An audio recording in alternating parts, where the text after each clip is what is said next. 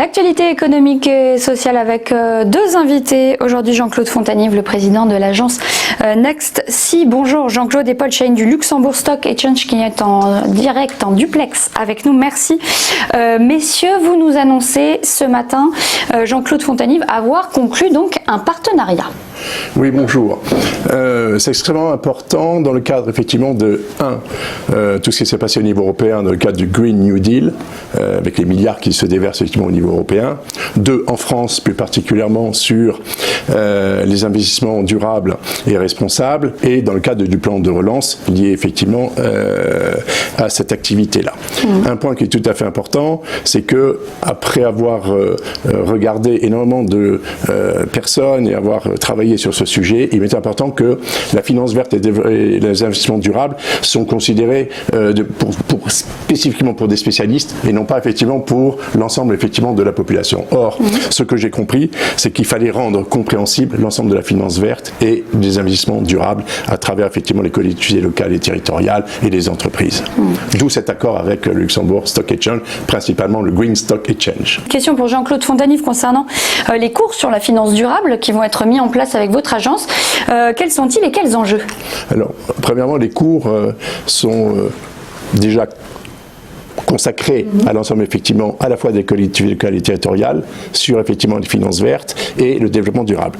C'est l'ensemble des programmes de compréhension sur qu'est-ce que la finance durable, en quoi sur un territoire la finance durable peut intervenir pour compléter les investissements locaux, comment effectivement, par exemple, je prends un exemple très précis sur le financement de l'hydrogène, des projets hydrogène, comment effectivement la finance durable peut effectivement être complémentaire et investissements qui peuvent arriver et dans cette compréhension là sur ces sujets de l'énergie et des transitions énergétiques et écologiques. Voilà, ça c'est le premier point. Alors on a 8 modules de formation qui sont effectivement qu'est-ce que c'est la finance verte, en quoi elle est consacrée, quels sont les aspects techniques de la finance verte, quels sont effectivement les tenants et les aboutissants, en particulier les normes, les labels, parce que tout le monde se bat pour les labels aujourd'hui au niveau des finances vertes. D'ailleurs, Bruno Le Maire a lancé le dernier label il y a une quinzaine de jours sur le label France Relance, être capable effectivement de pouvoir inciter l'ensemble des agences, en tout cas des fonds d'investissement, à respecter des critères de durabilité, des critères éthiques, des critères presque moraux et des critères de développement durable. On va pouvoir revenir vers Paul Shane puisque le petit problème de son est réglé. Paul Shane, on parlait des enjeux avec Jean-Claude Fontanive, donc de ces fameux cours sur la finance durable, de la finance verte. Quels sont-ils pour vous ? Oui, bonjour, je ne sais pas si vous m'entendez bien maintenant. En fait, super, merci. La finance durable, en fait, est devenue un secteur en plein développement pendant les dernières années. Bien sûr, un des enjeux principaux, c'est la formation des professionnels qui travaillent dans le secteur financier, parce qu'on croit très fortement que par l'éducation, on arrive à faire le changement nécessaire dans ce secteur.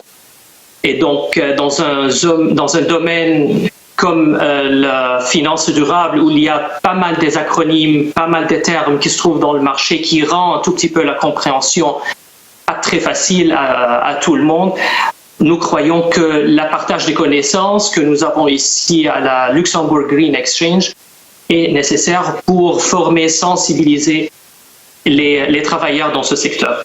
Donc ça, c'est un des enjeux et un défi très important pour commencer la transition vers une économie durable.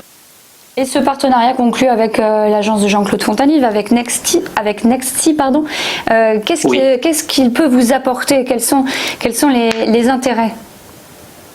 En fait, c'est dans le contexte de notre initiative académique qu'on a lancée à la Luxembourg Green Exchange il y a quelques mois, que ce partenariat avec NextSea s'inscrit. Nous voyons que ça va nous donner l'opportunité en fait d'étendre notre champ d'intervention, au-delà de Luxembourg, notamment au niveau européen et surtout en France, un pays qui est très impliqué dans tout le sujet de la transition écologique et énergétique.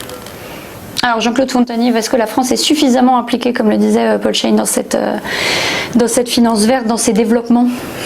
La France est impliquée. On ne peut pas nier que la France, effectivement, l'ambition de la France, c'est bien de rentrer dans cette transition à la fois écologique, transition énergétique et transition sociétale.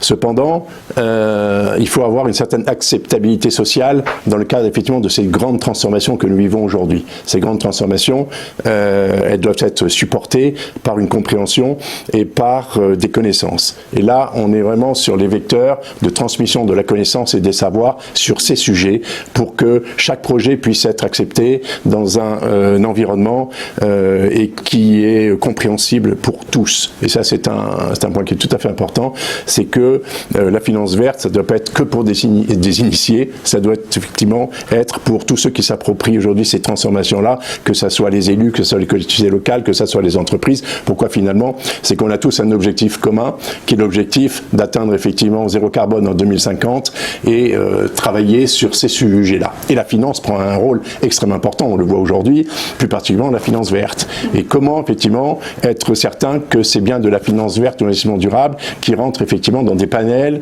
ou en tout cas dans des investissements concrets sur le terrain. Et nous, notre ambition, c'est que, on va accompagner les entreprises concrètement sur des formations pour dire concrètement, voilà comment un projet peut se structurer de manière verte, entre guillemets, et comment les collectivités locales, dans cet écosystème, peuvent bénéficier de l'ensemble de ces ressources. Et finalement, si on a fait un accord avec le Luxembourg Green Exchange, c'est principalement pour une grande raison, c'est que l'expertise et les compétences qu'ils ont sont uniques aujourd'hui au niveau européen. Est-ce qu'on peut parler de retard français au niveau européen ? Non, il n'y a pas de retard français. Il y a des asset managers, c'est-à-dire de ceux qui travaillent sur les investissements. Chaque effectivement partenaire essaye effectivement d'avoir ses propres critères. C'est tout à fait évident au niveau national. Donc on a dans chaque pays européen un certain nombre effectivement de normes, de labels, etc. Donc une course sur les labels, course effectivement pour les normes et course effectivement pour les agences de notation. Mais qu'est-ce qu'on va voir arriver? C'est que c'est l'Europe quand même finalement. Quand on voit l'Europe, c'est l'Europe qui investit dans ces grandes transitions. Donc on peut, non pas rêver, mais en tout cas on peut essayer d'imaginer des normes européennes, ou en tout cas un label pour les fonds européens, mais qui puisse être partagé par chacun des pays pour avoir une conformité transnationale. Voilà. Mais on n'est pas en retard en France, puisque Amundi d'ailleurs travaille énormément, puisqu'il a à peu près 500 critères, enfin, je veux dire, donc c'est quelque chose de fondamental. Mais en ayant effectivement cet accord avec le Luxembourg Stock Exchange, ça donne effectivement un regard plus pertinent sur qu'est-ce qui se passe en Europe, comment l'ensemble de ces labels vont être effectivement structurés. Et il faut savoir qu'en janvier 2021, a priori hors Covid, on va avoir effectivement des annonces qui vont être faites sur ces labels au niveau européen et qui vont être probablement traduits sur chaque territoire. Merci beaucoup Jean-Claude Fontanier et merci Paul Shane d'avoir été avec nous, d'avoir répondu à nos questions. À suivre dans un instant l'actualité culturelle. Merci.